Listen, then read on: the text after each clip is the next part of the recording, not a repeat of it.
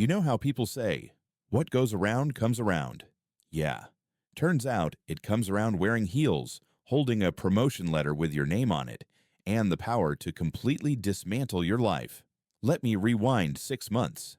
At the time, I was a senior project manager at a mid-sized tech firm in Austin. I'd been married to Jenna for 3 years. She was brilliant, kind, a little too obsessed with planning our future, retirement funds, 5-year goals, savings for a second home in Colorado. We were good together, but something had been off for a while, or maybe it was just me. Enter Lisa. She was new to the company, just transferred from our Chicago office, 30, confident, sharp-tongued, and the kind of flirty that blurs every boundary without crossing a single technical line. We were assigned to the same project team. Late nights turned into inside jokes, then subtle touches, then that one night in Dallas during a client trip. One time turned into 2, then into a full-blown affair. We kept it quiet. No texts, no emails. Everything happened off the clock, off the record.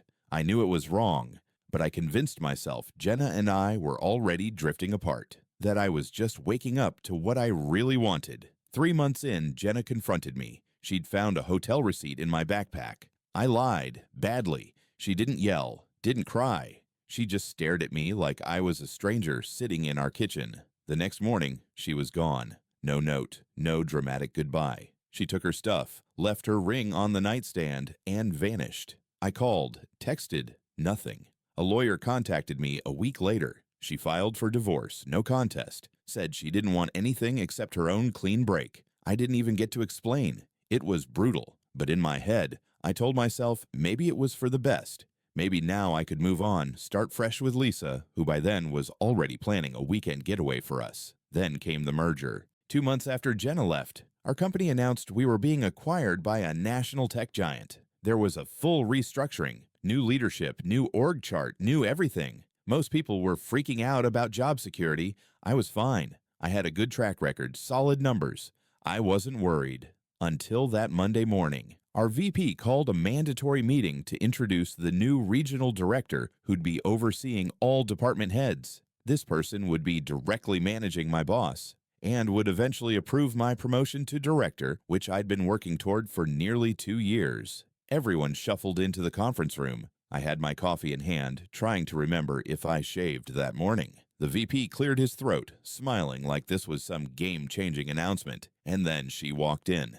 Jenna, wearing a tailored navy suit, hair pulled back, cool as ice. She didn't flinch when she saw me, didn't break stride. She just stepped up to the front of the room, greeted everyone, and started talking strategy. And in that moment, I realized 2 things. My ex-wife was now the woman standing between me and everything I'd worked for.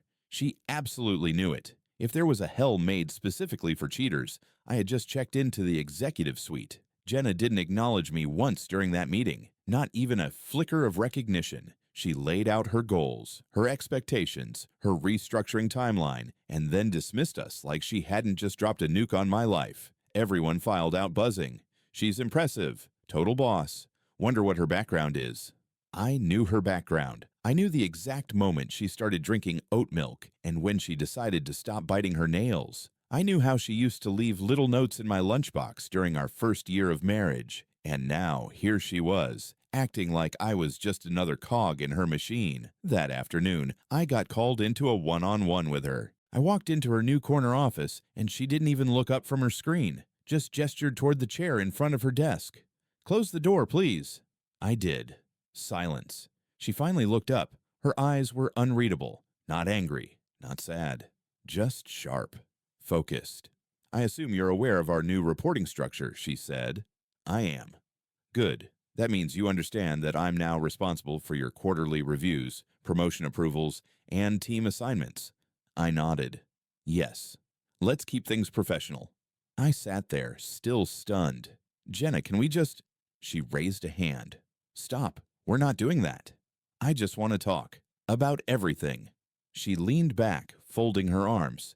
"You made your choices, Kyle. You don't get to process them now that they've circled back." That shut me up. She kept it strictly business after that. Performance metrics, department goals, restructuring timelines. She asked me questions like she didn't already know how my mind worked, like she hadn't once fallen asleep next to me every night for 3 years. I answered like a robot, trying to ignore the pit growing in my stomach. The worst part? She was good. Like, really good. I watched her work a room, dissect complex problems, calm down panicked teams. Everyone respected her. Half the guys in the office were clearly smitten. The irony was brutal. Lisa noticed the tension right away. We'd been keeping things low-key, but she wasn't stupid. One glance at me after that first meeting, and she knew something was off. "You know her?" she asked that night, over takeout in my apartment. I didn't lie. "She's my ex-wife." Her fork froze mid-air. "You're kidding." I shook my head. "She left 6 months ago." "Because of—" "Yeah." Lisa didn't say much after that, just pushed her food around her plate and stayed quiet the rest of the night. The next few weeks were pure psychological warfare. Jenna never singled me out or treated me unfairly. She was too smart for that. But she made it very clear that I was no longer on a fast track. Meetings I used to lead, reassigned. Projects I pitched, delayed or redirected. My promotion, under review.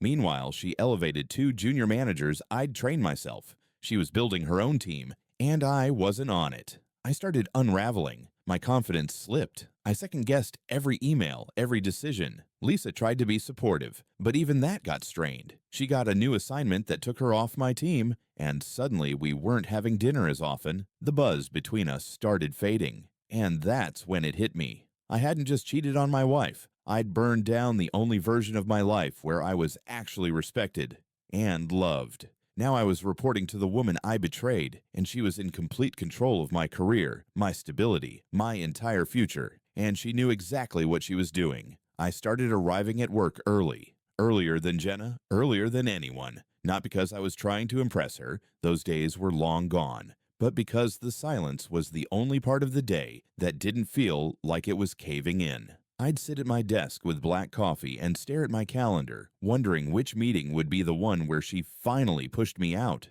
It wasn't just paranoia. I could see the moves being made. 2 of my accounts were reassigned to managers with less experience. Jenna claimed it was to diversify exposure, but we both knew that was corporate speak for get out of the way. I wasn't invited to the last strategy summit, and when I asked why, she told me bluntly, "You're not in that lane anymore." Lisa started pulling back too. Whatever spark we had, whatever adrenaline-fueled nonsense we'd mistaken for something deeper, it was evaporating fast. She didn't like being on the sidelines of someone else's drama, especially not one that could nuke both our careers. One night after work, she dropped by my place and said we needed to talk.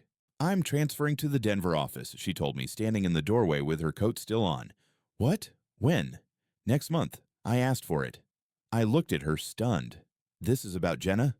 "This is about everything. The vibe in the office, the tension, your energy. You're not the same guy anymore, Kyle." She wasn't wrong. Something inside me had cracked, and it wasn't just guilt. It was the realization that I had built my whole life on half-truths, at home and at work, and now I was living in the rubble. After Lisa left, I sat alone in my apartment for hours. No music, no TV, just me and the dull hum of my fridge. The next day, I did something I hadn't done in years. I asked Jenna to lunch. I expected her to say no, or worse, say yes and then tear me apart in public, but she surprised me. She agreed, on one condition.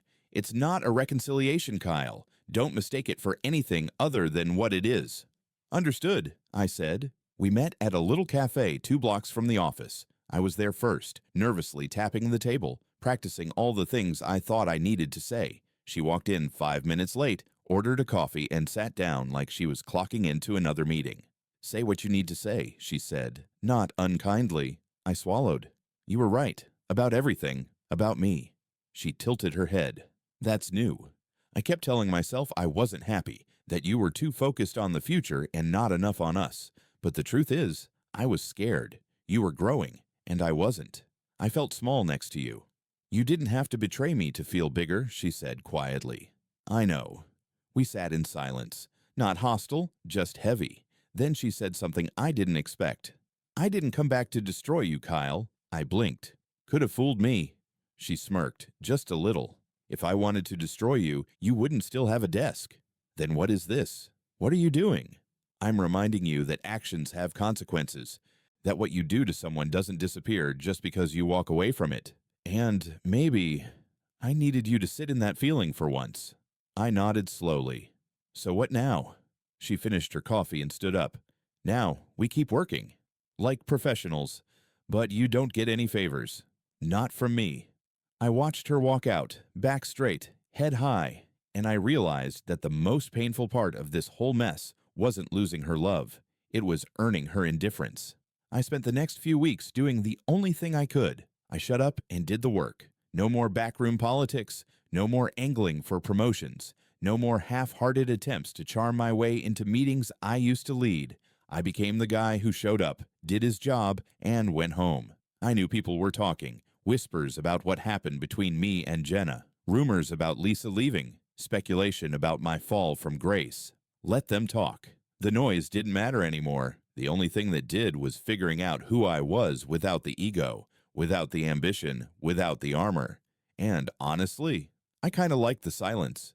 3 months passed. Jenna and I barely spoke outside of work. She treated me like everyone else, maybe even a little colder, but I kept my head down. I volunteered for projects no one wanted, mentored younger staff, and for the first time in years, I actually listened more than I spoke. Then one Friday afternoon, I got an email from her. Just 3 words. "Got a minute?" I walked into her office, heart pounding like it was day one all over again. She didn't look up from her screen. "I've been reviewing next quarter's org chart," she said. "There's an open slot on the strategy team." I waited, unsure where this was going. "I'm recommending you for it," she added. "It's not a promotion, it's a sidestep. Lateral move." "I understand." She looked up at me. Her eyes weren't cold anymore, just tired, real. "You've changed," she said. "Whether that lasts is up to you." I didn't know what to say. "Thank you" felt too small. "I'm sorry" felt too late. So I just nodded. She dismissed me with a simple, "That's all."